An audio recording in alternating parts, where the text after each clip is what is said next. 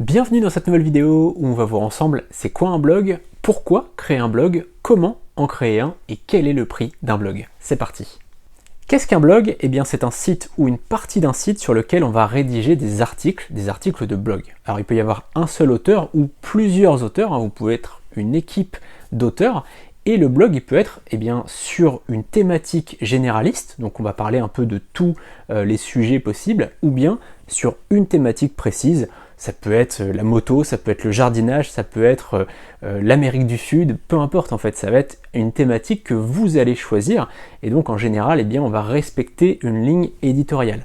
Soit ça va être un blog assez généraliste, mais avec un style d'écriture en particulier, ou bien on va parler vraiment d'une thématique très précise, pour vraiment essayer de se référencer sur cette thématique. Comme je disais, il peut y avoir un seul auteur, ça peut être seulement vous, ou bien il peut y avoir une équipe qui va écrire à plusieurs. Un blog, comme je disais, ça peut être un site à part entière, ou bien faire partie d'un site vitrine ou d'un site e-commerce.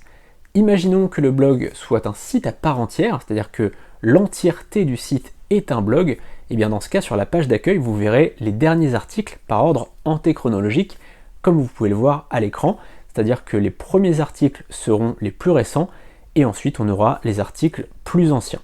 Si par contre le blog est une partie d'un site vitrine ou un site e-commerce, et bien dans ce cas-là, il faudra cliquer sur blog pour aller sur la partie blog. En général, les sites vitrines ou les sites e-commerce ont un blog pour pouvoir attirer du trafic. Pourquoi créer un blog? Eh bien, il y a 4 raisons principales. Première raison, c'est de faire de l'affiliation. Dans ce cas-là, vous allez promouvoir les produits, les services, les formations d'un autre vendeur et vous allez donc mettre votre lien affilié et toucher des commissions lorsqu'une personne passera par votre lien affilié et achètera un produit tout simplement sur une autre boutique en ligne. C'est-à-dire que là, les gens sont sur votre blog, sur votre article de blog, où par exemple vous comparez des aspirateurs et donc vous allez parler de différents aspirateurs, vous allez mettre votre lien affilié, les gens vont cliquer sur l'un des liens et vont aller acheter sur Amazon par exemple, et vous allez donc toucher une commission à chaque fois qu'il va y avoir une vente. Donc ça c'est de l'affiliation. Deuxième chose, ça va être la vente de liens. Vous allez tout simplement vous inscrire sur des sites de vente de liens et il va y avoir des annonceurs finalement qui vont vous payer pour mettre un lien. Donc là c'est différent, c'est que vous n'allez pas toucher de l'argent à chaque fois qu'il y aura une vente, vous allez toucher de l'argent une seule fois en échange du lien. C'est-à-dire que les gens vont payer un lien. Alors ça peut être 50 euros, ça peut être 100 euros, 150 euros, ça dépend en fait du trafic que vous avez sur votre site. Autre chose, vous pouvez aussi gagner de l'argent, tout simplement en faisant la promotion de votre site vitrine. Imaginons que vous soyez plombier dans je ne sais quelle région, en Bretagne par exemple, et bien vous allez créer du contenu pour apprendre aux gens comment faire quand il y a une fuite, quand il y a ceci ou cela, et donc vous allez apporter de la valeur aux gens.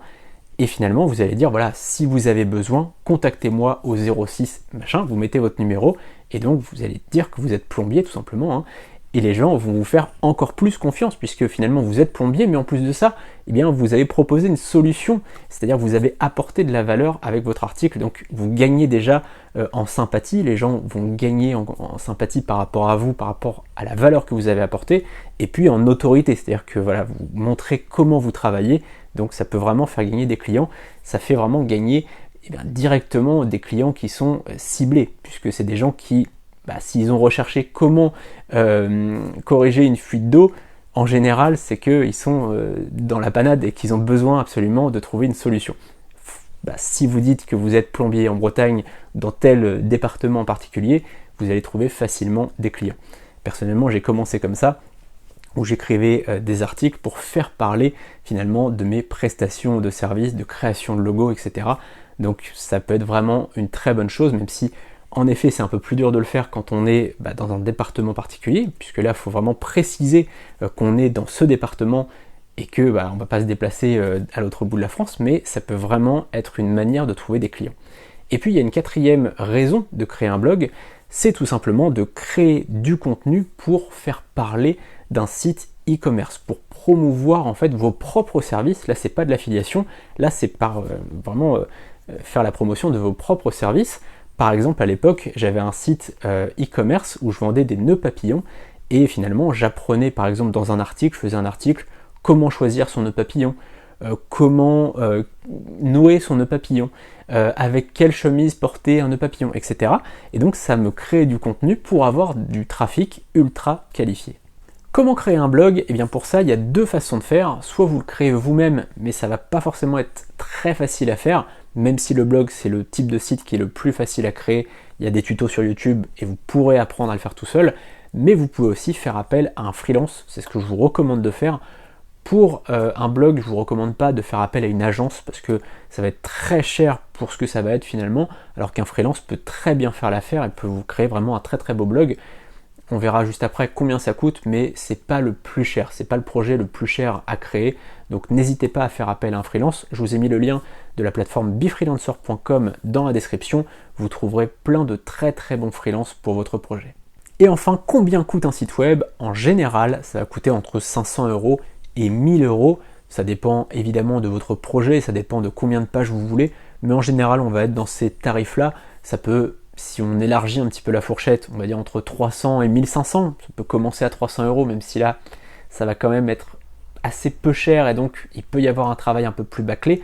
Allez plutôt à partir de 500 € jusqu'à, on va dire, 1200, 1500, mais en règle générale, on est entre 500 € et 1000 € pour la création d'un blog.